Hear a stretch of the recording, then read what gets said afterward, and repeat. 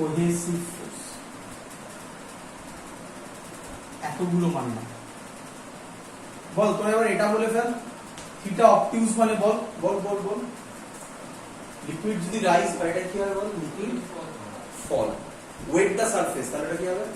Do not wet the surface. বল adhesive force less than cohesive force. বুঝা গেছে সব?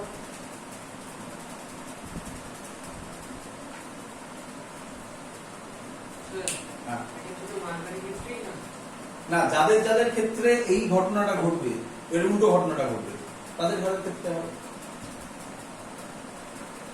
মিথাইল ক্লোরাইড বলে এরকম কিছু একটা আছে। মার্কার এটা কমন এক্সাম্পল। ক্লিয়ার সবার? এটা লিখে নিতে পারবি তো? এটা লিখে নিয়েছিস তো?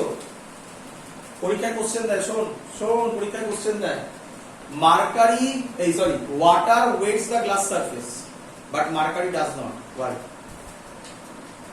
অনেক ভাবে অ্যান্সার দেওয়া যায়। তুই বলবি because for water at glass surface theta is acute, that's why wet the glass surface. কেউ বলবে না for water adhesive force greater than, that's why water wet the glass surface. বুঝাতে পেরেছি? এবার ভাব কেন, এবার ফিল কর। Water wets the glass surface মানে ওয়াটার গ্লাস সারফেসকে ভিজিয়ে দেবে, তাই তো? ভিজিয়ে দিলে ওয়াটার গ্লাস সারফেসের সাথে লেগে থাকবে না ছেড়ে বেরিয়ে যাবে? লেগে থাকবে। আচ্ছা, ওয়াটারের মধ্যে যে ফোর্স তার নাম কি? Cohesive force. ওয়াটার গ্লাসের মধ্যে যে ফোর্স তার নাম কি? তাহলে ওয়াটার গ্লাসের সাথে লেগে আছে, তাহলে কে বেশি হতে হবে? Adhesive force greater than cohesive force. Mercury বা ভালো কথায় বললে এরকম বলা যায়, জল কচু পাতাকে ভেজায় না। আর এরকম পাতাগুলো থাকে, পাতার ওয়্যাক্সের মতো। আরে আরো একটা ভালো example, water does not wet the umbrella. আমব্রেলার উপরে ইয়েটাও তাই না, বলে মানে যে কাপড়টা আর কি, আরে রেইনকোটের কাপড়ের মতো যে পড়লে ওয়াটার ড্রপলেট হয়ে বেরিয়ে যায়, দেখি। তার মানে ওখানে কি হচ্ছে, ওর গায়ে স্টিক করছে না। তাহলে বলে কোহেসিভ বেশি না অ্যাডহেসিভ বেশি? আমি এটা লিখি নি, বাড়ি তো লিখে নিব। Clear idea? যেভাবে ইচ্ছা বলতে পারিস। তাহলে এবার অ্যাঙ্গেল অফ কন্ট্যাক্টের ডেফিনেশনটা দিয়ে দিন স্যার। লিখে ফেল অ্যাঙ্গেল অফ কন্ট্যাক্টের ডেফিনেশন।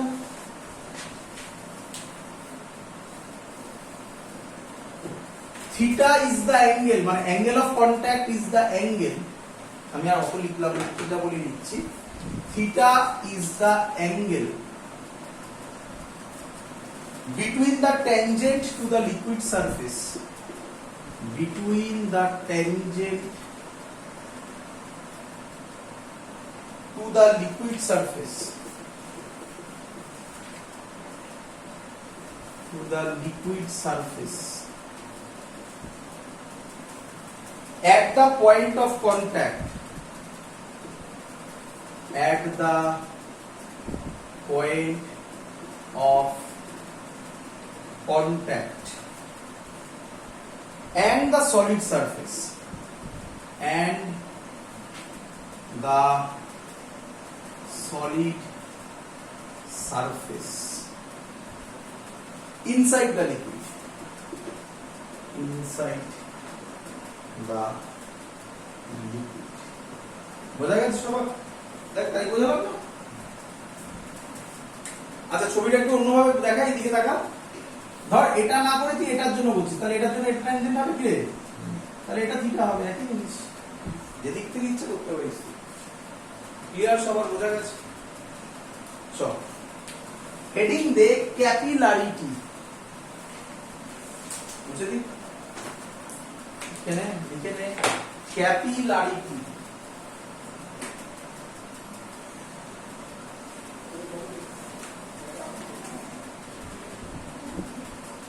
ক্যাপিলারিটি লিখেছিস? Let the phenomena of rise or fall, মুছে দি, এটা মুছে দি।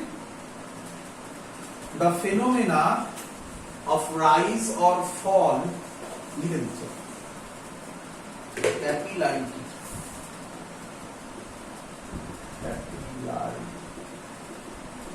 আচ্ছা, ক্যাপিলারিটি থেকে আমি একটা ডিরাইভেশন করব। খুব কঠিন কোশ্চেন হলে এই কোশ্চেন গুলো দেয়, সাউথ পয়েন্ট বিকেএস এই কোশ্চেন গুলো দেয়, যেগুলো আমি এখন পড়াচ্ছি। তোমাদের বইয়ের মধ্যে প্রথম পার্টটা তো দিতেই পারে, প্রথম পার্টটা খুব এমন কঠিন না, বাট তারপরে যেটা করবো সেটা একটু ডিফিকাল্ট। বাট চিন্তা নেই, তোমার কাছে ডিফিকাল্ট লাগবে না, আমি যেভাবে করেছি আরামসে বুঝতে পারবে। তো বোর্ডসের পারপাসের জন্য জেনারেল কোশ্চেন হলে হোয়াট ইজ ক্যাপিলারিটি, প্রথম যে ডিরাইভেশন করছি সেটা করলেই এনাফ, তারপরে যেগুলো বলবো না করলেও হবে। ক্লিয়ার? তো লেখো, the phenomena of rise or fall, the phenomena of rise or fall of a liquid in a capillary tube, in a capillary tube, in comparison to the surrounding, in comparison to the surrounding, in comparison to the surrounding, is called capillarity. আচ্ছা, মানে বুঝো তোর কাছে প্রথম question, sir capillary tube মানে কি? Capillary পড়েছিস না বায়োলজিতে? গাছের মধ্যে জল যায় ক্যাপিলারি টিউবের মাধ্যমে। ক্যাপিলারি টিউব মানে হচ্ছে হেয়ার থিন লাইক টিউব, হেয়ারের মতো থিন টিউব হবে। হ্যাঁ, আমরা আমাদের সুবিধার জন্য ভাবতে পারি থামস আপের স্ট্র, তাই ভাবনা যা আছে চলবে, হয়েছে তো?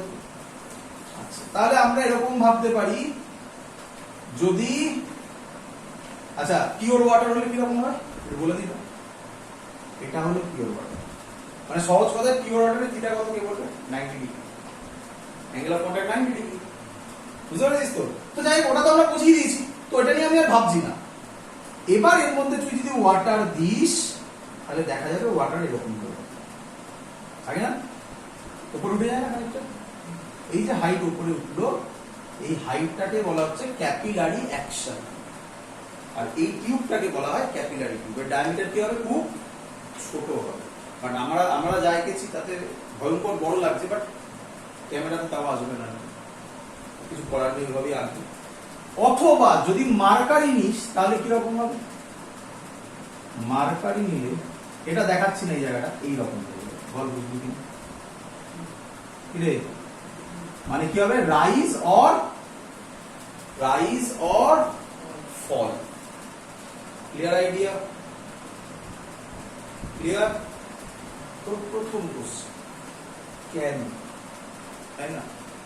আর যদি বা হয় তাহলে এইচ এর হাইট ক্যালকুলেট করে দিই, কি রে?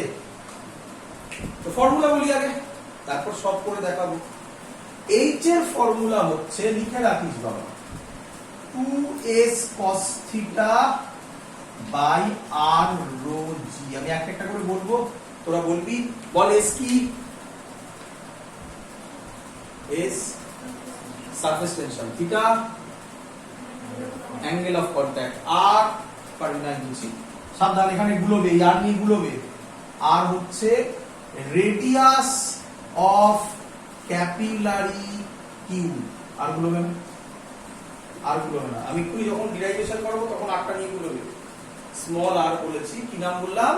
Radius of capillary tube. বল রোটা কি ব্যাপার উচিত? ডেনসিটি অফ, বল ডেনসিটি অফ দ্য লিকুইড। আর জি আর কি বলবো? ক্লিয়ার? এত তো এটা স্যার প্রুফ করে দেখা। এই প্রুফটা জেনারেলি দেয় না, বাট এটা কঠিন কোশ্চেন, সহজ কোশ্চেন, এটা মডারেট কোশ্চেনের আন্ডারে এটা পড়ে, বলি খুব আরামসে তোরা বুঝতে পারবি। আচ্ছা, আরেকটা কথা বলতে আমি ভুলে গেলাম, উল্টো ভাবে বলা যায়, থিটা যদি লেস দ্যান 90 হয় তাহলে ক্যাপিলারি টিউবে রাইজ করবে, এটা জয়েন হয়ে যাবে। থিটা গ্রেটার দ্যান 90 হলে ডিপ করবে। ক্লিয়ার? আচ্ছা, প্রুফ করি, মুছে দিলাম এগুলো, দেখ কত সহজে প্রুফটা হবে।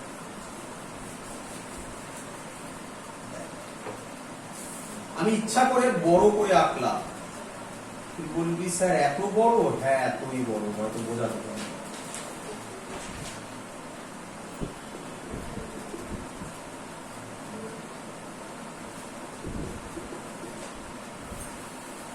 বল সবার কাছে এটা ক্লিয়ার কিনা? এখানে কি প্রেসার হবে আর এই জায়গাতে পি নট, এর নাম বলতে পারি অ্যাটমসফিয়ারিক প্রেসার। এটা ক্লিয়ার? এইখানে যে প্রেসারটা হবে আমি কি বলতে পারি এটা এক্সেস প্রেসার হবে, মানে যেটা কি বললাম 2s/r, তাহলে এই পয়েন্টে হবে এক্সেস প্রেসার মানে কত 2s, সরি আমি ভুল করেছি এক্সেস প্রেসার এখানে কেন, সরি। আমাকে বল এই যে ছবিটা আমি করেছি এটা ছবিটা কি রকম টাইপের স্ট্রাকচার দ্বারা বল এরকম ছবিটা দিয়ে দেখা, এটা বুঝেছি সবাই? এর সার্কেলটা এরকম হয় কি,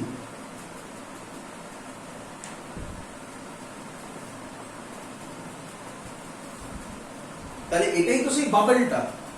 বাবেলের কোথায় প্রেসার এক্সেস হয়? ভিতরে, তাহলে ভিতর কোনটা এটা?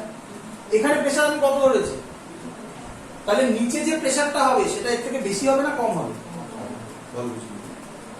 কতটা কম হবে? 2s/r। তাহলে আমি ধরলাম এখানে প্রেসার P0 - 2s/r। আটটা কার রেডিয়াস, ভালো করে শুনে পারে আলাদা কিন্তু, আর এই আটটা কার রেডিয়াস, ভালো করে তাকাই ছবিটার দিকে, এই আটটা এই বাবেলটার রেডিয়াস কি রে, তাই তো নাকি?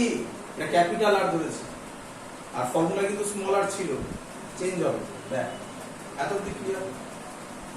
আচ্ছা আচ্ছা, এই লাইন বরাবর একটা পয়েন্ট ধর এ, বল এ পয়েন্টে প্রেসার কত হবে? এ পয়েন্টে প্রেসার কত হবে?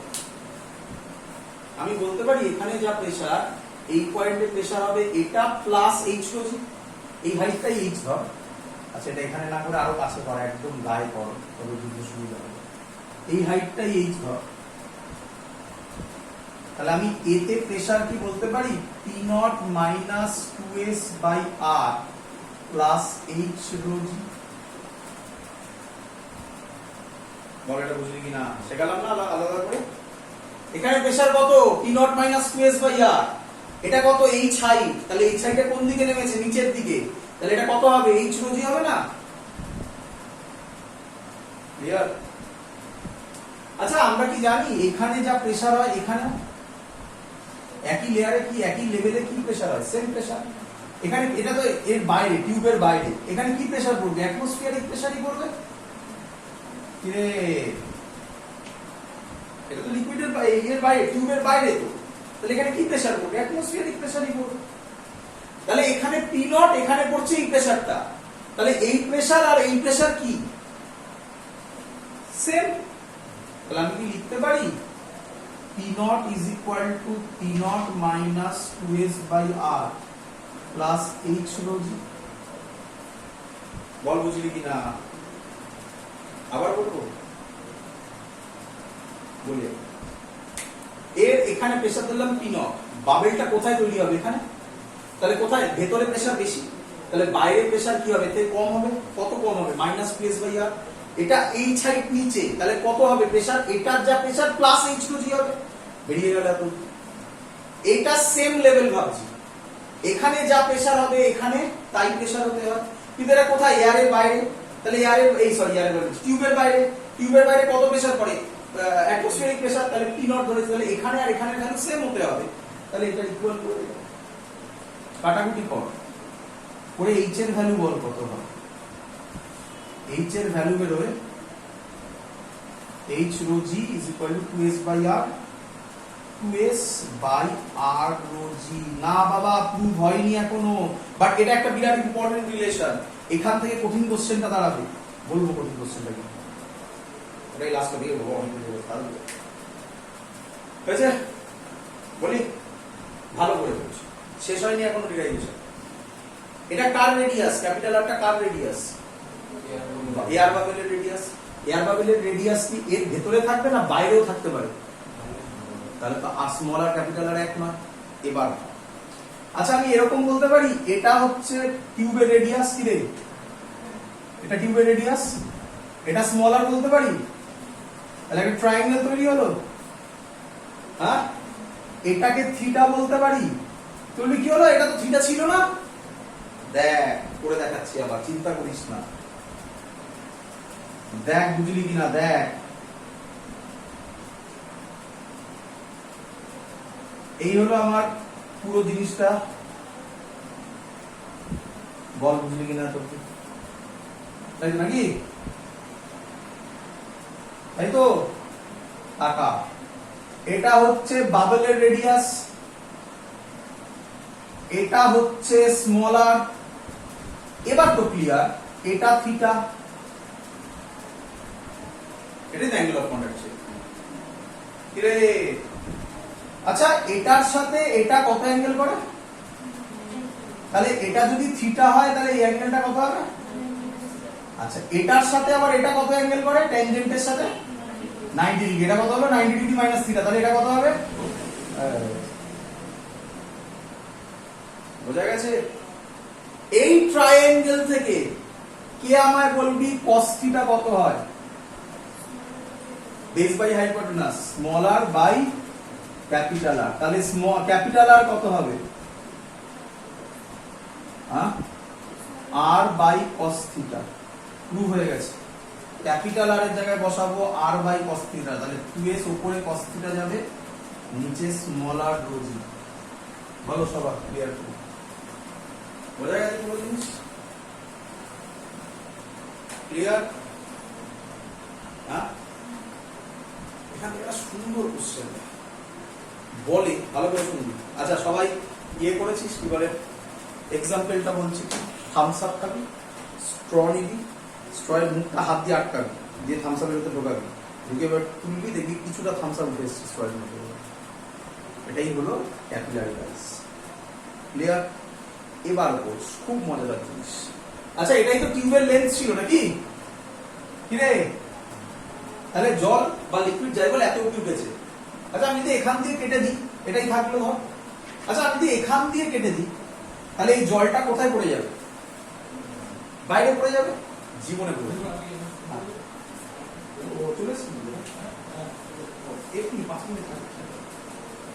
তাহলে জলটা কোথায় পড়ে যাবে? বাইরে পড়ে যাবে। অ্যান্সার হচ্ছে না, জল বাইরে পড়বে। এটাকে বলা হয় কন্ডিশন ফর নট ওভারফ্লো। বুঝেরা? Condition for not overflow. দেখেছিস?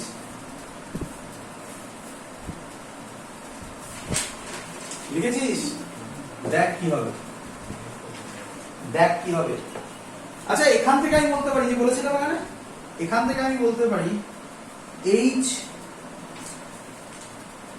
into R is equal to 2s by rho g বলতে পারি।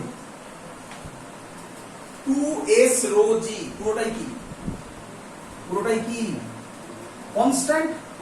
তাহলে আমি বলতে পারি H1R1 যা হবে H2R2। তাহলে তুই যদি এখান দিয়ে কেটে দিস, ও কি করবে? ওই লেয়ারটা নিচের দিকে নেবে, ওর রেডিয়াস বাড়িয়ে নেবে, ফ্ল্যাট হয়ে যাবে। আর দেখ এইচ আর কি বেরোচ্ছে? কনস্ট্যান্ট। এইচ যদি কমে, কেটে নেওয়া মানে কি? কমবে। আর কি হবে? আর কি হবে? এইচ আর কনস্ট্যান্ট, এইচ কমলে আর কে কি হতে হবে? বাড়বে। তাহলে যত তুই কাটবি ও কি হবে? ফ্ল্যাট হয়ে যাবে। ফ্ল্যাট হলে কি হয়ে যাবে? রেডিয়াস ইনফিনিটি হয়ে যায়, কোনোদিনও বাইরে জল হয়ে যাবে। This is called condition for overflow. সবই জানো, জাস্ট এখান থেকে ঘুরে যাবে। Clear? That's all, complete surface condition পুরো।